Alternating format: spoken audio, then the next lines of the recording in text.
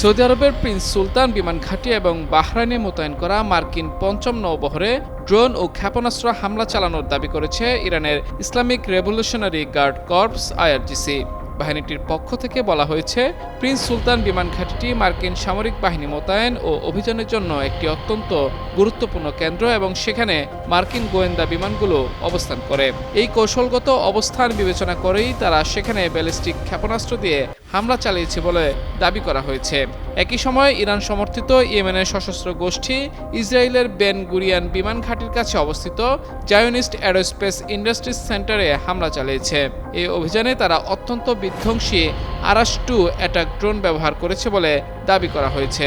তবে এসব হামলার বিষয়ে ইসরায়েল কিংবা যুক্তরাষ্ট্রের কর্মকর্তাদের কাছ থেকে তাৎক্ষণিক কোনো আনুষ্ঠানিক মন্তব্য বা প্রতিক্রিয়া পাওয়া যায়নি। মধ্যপ্রাচ্য জুড়ে ইরানের এই বহুমুখী হামলার দাবি এবং ইসরায়েল ও যুক্তরাষ্ট্রের আগ্রাসন পুরো অঞ্চলের নিরাপত্তা পরিস্থিতিকে আরও উত্তপ্ত করে তুলেছে।